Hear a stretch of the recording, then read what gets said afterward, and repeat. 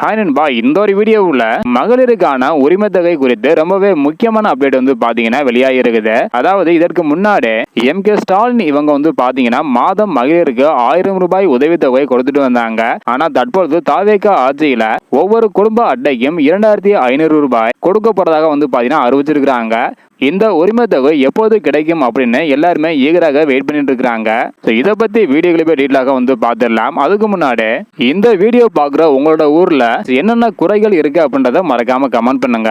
கண்டிப்பாக பாத்தீங்கன்னா இது பலருக்கும் தெரிய வரும். இதன் மூலம் நடவடிக்கை எடுக்க அதிகமான வாய்ப்புகள் உள்ளது. ஓகே அன்பா, விஜய் சார் ஒவ்வொரு மகளிருக்கும் அதாவது ரேஷன் கார்டு வைத்திருக்கும் அனைவருக்குமே 2500 ரூபாய் கொடுப்பதாக அறிவிச்சிருந்தாங்க. தகுதி உள்ள குடும்ப அட்டை அப்படின்னு சொல்லாம அனைவருக்குமே பாத்தீங்கன்னா இந்த உரிமை தொகை கிடைக்கும் அப்படின்னு சொல்லியிருந்தாங்க. அது மட்டும் இல்லாம புதிய ரேஷன் கார்டு விண்ணப்பித்தவங்களுக்கும் பாத்தீங்கன்னா கிடைக்கும் அப்படின்னு சொல்லிட்டு வராங்க. புதிய ரேஷன் கார்டுக்கு விரைவில் அப்ளை பண்ணலாம் அப்படின்றதுக்கான ஒரு தகவலும் பாத்தீங்கன்னா கிடைச்சிருக்குது. 2 நாட்களுக்கு முன்னாடி அடுத்த மாதம் முதல் மகளிருக்கான உரிமை தொகை கிடைக்கும் அப்படின்றதுக்கான ஒரு தகவல் வெளியாகி இருந்தது.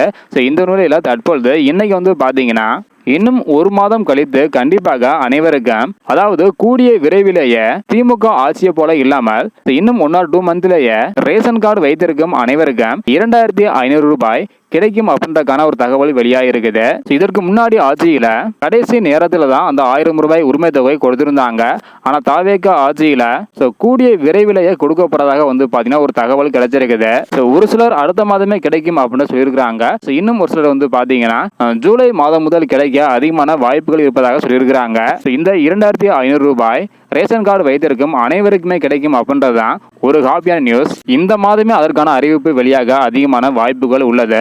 வெயிட் பண்ணி பார்க்கணும் நண்பா. யாரும் எதிர்பாராத விதமாக புது புது அறிவிப்புகளை தமிழக முதல்வர் விஜய் அவர்கள் அறிவிச்சிட்டு வராங்க. கண்டிப்பாக யாரும் எதிர்பாராத விதமாக இன்னும் 1 or 2 டேஸ்லேயே கூட இதற்கான அறிவிப்புகள் வெளியாக அதிகமான வாய்ப்புகள் உள்ளது. வெயிட் பண்ணி பார்க்கலாம் நண்பா.